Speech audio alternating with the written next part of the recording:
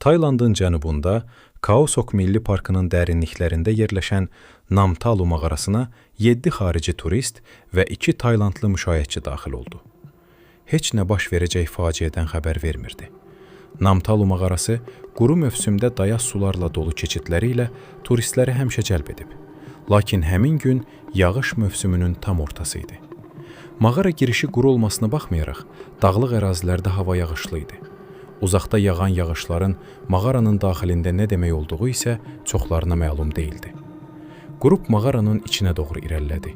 Su isə artıq yavaş-yavaş qalxmağa başlamışdı.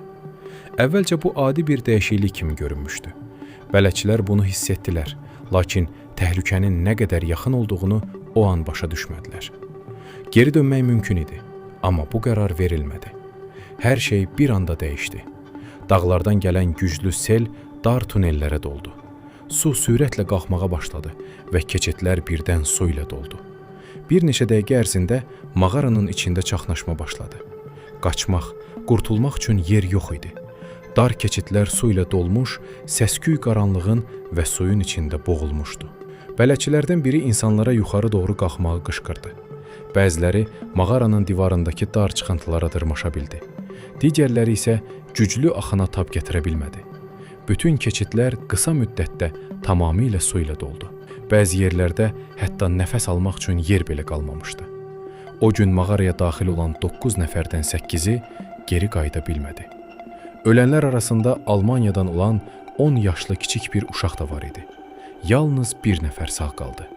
Böyük Britaniyadan olan yeniyetmə bir qız. O, mağaranın divarındakı dar bir çıxıntıya dırmaşıb orada qalmışdı.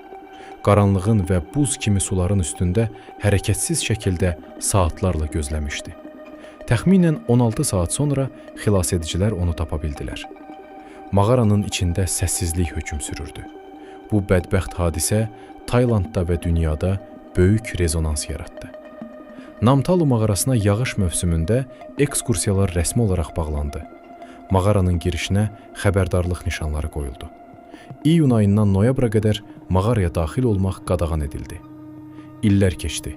Faciə yavaş-yavaş acı xatirəyə çevrildi. Lakin təhlükə dəyişmədi. 2024-cü ilin avqust ayında qadağaya baxmayaraq, başqa bir qrup Namtalu mağarasına daxil oldu. Hava yenə sakit idi. Bir gün əvvəl yağış yağmışdı. Amma səhər səma çox gözəl idi. Bu dəfə qrupda 22 turist və 2 Taylandlı bələdçi var idi. Axşam oldu. Qrup mağaradan çıxmağa çalışarkən tarix yenidən təkrarlandı.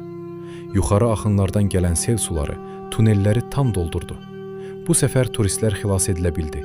Amma 37 yaşlı Taylandlı bələdçi başqalarına kömək edərkən axına qapıldı və həyatını itirdi. Aparılan araşdırmanın nəticələrinə əsasən aydın oldu ki, mağara həmin gün rəsmi olaraq bağlı idi. Bu gün Namtalu mağarası hələ də yerindədir. Onun divarları artıq sakitdir. Amma bu sakitlik keçmişdə baş verən faciələri dəyişmir.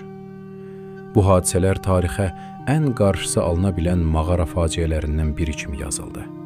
Çünki təhlükə qəfil gəlməmişdi. Sadəcə qaydalara əməl olunmamışdı.